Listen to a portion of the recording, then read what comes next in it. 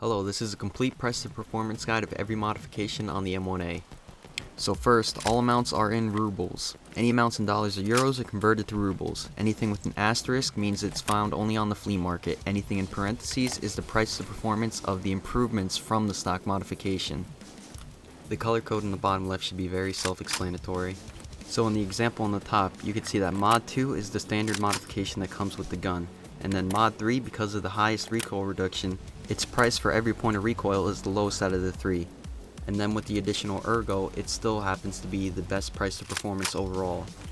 And the only thing that Mod 1 wins is the highest ergo and highest price to ergo for how cheap it is. Now where you're going to start the build with the M1A is with the chassis. And from this, the Archangel and the SOCOM are the best in recoil and ergo. But this isn't exactly accurate because the M14 and the SAS chassis don't have a pistol grip or stock attached to them. This is a better comparison of what all four of the chassis have to offer, because the M14 and the SAS now have a stock and a pistol grip added to them to compare to the Archangel and SOCOM. And with that, the SAS chassis and its parts give the best reduction to recoil and the best price to performance for recoil. And then that leaves the M14 with the best ergo improvements and best price to performance of ergo and best price to performance overall. The Archangel or the SOCOM are still good picks, but the M14 or the SAS can beat them easily with ergo or recoil overall. There's only two choices for barrels. I almost always swap out the 16-inch for a 22-inch barrel just for the recoil control alone. There's almost no real difference in muzzle velocities between the two, and if you wanted to, the 16-inch barrel can still hit a head size target at 300 meters no problem. Now these mounts are specific to the SOCOM and Archangels only, because they mount to the top half of the barrel assembly. And these allow for mounts of different scopes, so the only difference here is the ergonomics and the length of the rail. Now on this first page of Muzzle Devices, all of these only fit on the 22-inch barrel. So from this page there are four clear winners. The Red Brake and the JP have the best recoil reduction, but the JP has the best price to performance of recoil. The Shrewd muzzle device has pretty good recoil, but it gives the most points of improvement over the stock muzzle device. And then there's the National March. For it being so cheap on the flea market, it makes it an okay improvement for a budget build. This next page is all the muzzle devices that are compatible to the 16-inch barrel. And the SOCOM 16 and SOCOM 16 threaded can be put straight onto the barrel. All the rest of them below have to be put onto the threaded attachment and then put onto the barrel. And then the one mount and the DT mount are mounts for suppressors. So there are three winners in this category. The 2A X3 for best price performance overall, the Atlas for best price performance of recoil, and the Lantac Draken for the best recoil reduction. For this page of muzzle devices, all of these are suppressor capable. And the top four can only be mounted to the 22-inch barrel, but the bottom three can be mounted to either the 16-inch or the 22-inch barrel. Here, the Lantac Draken is highlighted in gray because it is not a suppressor, it's a blast mitigation device that is attached to it. So that would win in best recoil reduction, but the Daniel Defense and the Thunder win that because they are actually suppressor capable. This page is the suppressors and the blast mitigation devices in the same order that they are to their devices on the last page. But to get a better understanding of what the combinations do, we need to see them all compiled into one page.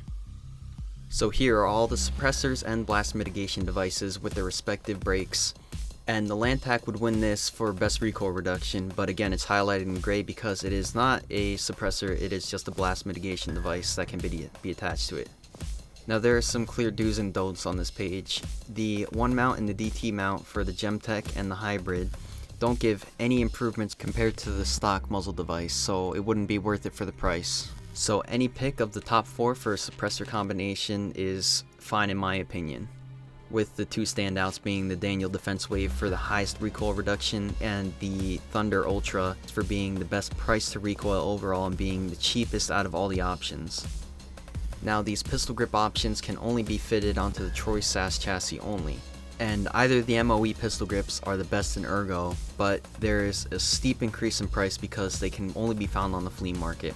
So any of the rest of the pistol grips can be bought for far cheaper for only a couple thousand rubles for a really good increase in ergo. This page is also exclusive to the Troy SAS chassis, the buffer tubes. The gray section are buffer tubes that come with the stock included, so if you get any of those, you're set as is. For buffer tubes, I almost always get the regular advanced tube, but if you want to get a buffer tube stock combo, you can either go for the high recoil reduction of the Baskac or the high ergo of the M1A PDWs. Now this page are all the stocks that require a buffer tube, and right off the bat you can see the highest recoil reduction of the HK1 or the MFT bus stocks, but no winners in ergo or best price performance of recoil, ergo, or overall. And then on this page we see some of the highest ergo, and then we see the best value in recoil, ergo, and overall. And then the PRS Gen 2 only works with the Colt A2 buffer tube, and the PRS Gen 3s only work with a Colt buffer tube or a Colt A2 buffer tube. Because of how powerful the 7.62x51 round is, you can stick with the 20 round mags if you want, but if you want more mag capacity, as you get bigger in magazines, you get a higher ergo penalty. And lastly, the foregrips that again can only be put onto the Troy SAS chassis.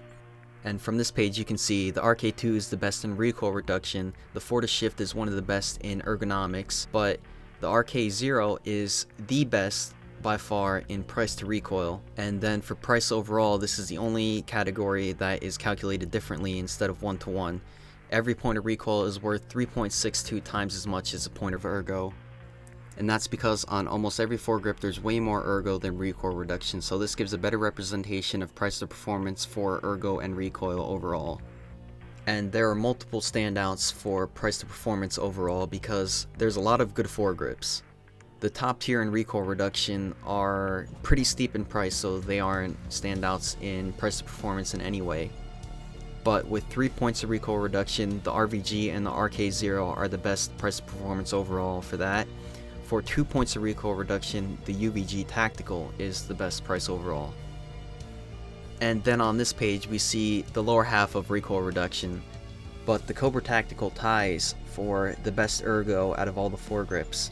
And for best price to performance overall, the AFG Forest Green wins for 1.75 recoil reduction. For 1 point of recoil reduction, the Palau wins, and then for no recoil reduction at all, the Ash 12 wins because of how dirt cheap it is. And this is a direct comparison of 4 different builds: the stock build, best in slot ergo, best in slot recoil, and then a custom budget recoil build. And this build includes the most price effective parts for recoil reduction. And because of how modular the Troy chassis is, it's just the one to pick for just about any build. And where you're going to save that 60,000 rubles between a full recoil build and a budget recoil build is changing out the stock, the foregrip, and the muzzle device. As for sight choices for a full recoil build, the Cobra EKP has a reduction in recoil, and any compact collimator goes well with a full ergo build because it does not reduce ergo at all. And the only reason there isn't one defined price for the full recoil build is because you can either go with an advanced buffer tube or a red advanced buffer tube, but the red advanced buffer tube can only be sold on the flea market for around 100,000 rubles. Here is a direct comparison of all the recoil of all the different builds, and from this you can see that the stock is the worst, the full ergo does a little bit of recoil reduction, the budget does a lot of recoil reduction, and then there's obviously the full recoil build that is the best in slot no matter what. And it's easy to see the recoil reduction has a great effect on the M1A.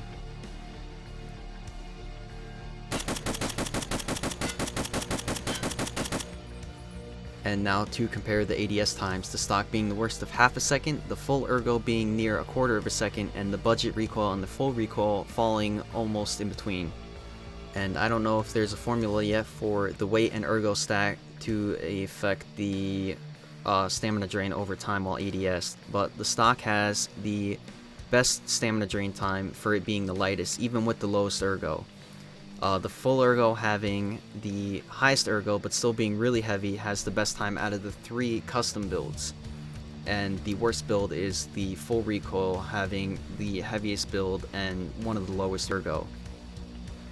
I had tested muzzle velocity differences with the highest and lowest of the spectrum, and there was no difference at all that I could tell to be notable. So I just did the spread, and as for the first clip and the left side, that is the highest accuracy and highest muzzle velocity, and the right is the lowest muzzle velocity and lowest accuracy that you can get. And from this distance of maybe 100-ish meters, there's no real difference between the two.